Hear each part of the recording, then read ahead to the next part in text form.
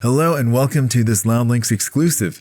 It's a pleasure to have you with us. Enrique Tarrio Jr., the mysterious leader of the Proud Boys, commonly photographed and featured in his hat and shades, Unabomber-esque motif, was interviewed by CNN recently in what they are calling his first U.S. TV interview since the Capitol insurrection, and there are swirling facts orbiting the entire saga that bring into question the legitimacy of what we have witnessed on the political stage in recent months. The million-dollar question, having nothing to do with conspiracy theory or any kind of smoky basement musing, just simple objective fact based on observation, is whether or not this cartoonish leader of the anti-establishment militia is the real deal or a concocted character that has been thrust into the spotlight to serve as the image of rebellion and controlled opposition. The first interesting and obvious fact is that Tarrio is not Caucasian, but has been presented far and wide as the so-called leader of what is universally understood to be a white nationalist or white supremacist group. Wikipedia defines the Proud Boys as a far-right, neo-fascist, and male-only white nationalist organization that promotes and engages in political violence in the United States and Canada. Even in a bizarro universe, would it make sense for the leader of this type of organization to be of Latin descent with a darker-skinned orientation? If the Proud Boys really were what the establishment is affirming they are, a racist anti-state conglomeration of angry white supremacists, hell-bent on violently, or now non-violently as he states in the interview, overthrowing the government, would they prop up a non-white male as their fearless leader? On the white supremacist front, David Duke is most certainly the real deal, as in card-carrying KKK, and this is something you would never see coming from his neck of the woods. The cinematic image of Tarrio in his hat and shades costume gives the whole vibe a hip, contemporary, and more palatable flavor.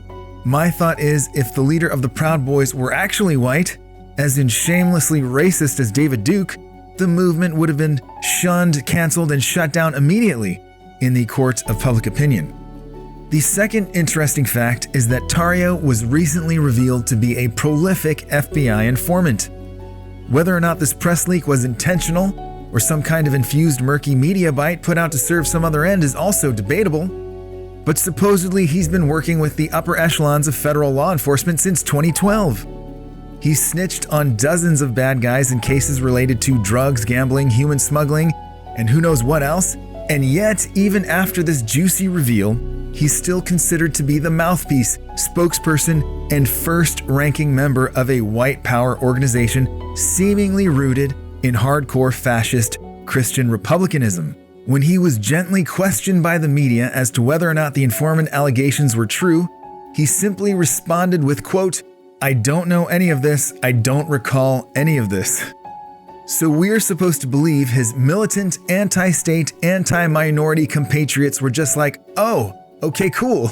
Let's just get back to the plan. Nothing to see here, folks. The third interesting fact is that unlike quite a few of his hardcore brethren, who are now facing hard time for invading the Capitol and unleashing the full flow of their barbarism, Enrique Tarrio was conveniently arrested a week or so prior to D-Day on the 6th for possessing empty gun cartridges, which effectively put him out of commission. Tarrio, the so-called leader of the Proud Boys, supposedly in cahoots with Roger Stone and other high-profile figures who lurked and orchestrated behind the scenes, was unable to attend the main event, and because of this most synchronistic turn of events, has survived another day to live on as the mysterious, cartoony, non-white caricature we're all to believe is the highest-ranking member of the Proud Boys. Well, okay then, shall we proceed to Act 2 after this brief intermission? All the world's a stage, and all the men and women merely players. They have their exits and their entrances, and one man in his time plays many parts. William Shakespeare. And here is a smidgen of Enrique Tarrio Jr. looking very much the part in action. Did you just say you were on a grand jury panel? You did. I did. It's too late to take it back now. Well, yeah, that's the story. It's not a secret. That's the story that came out that, that they wanted to see if who was it that posted it at that point. The actual crosshairs isn't really a crosshair.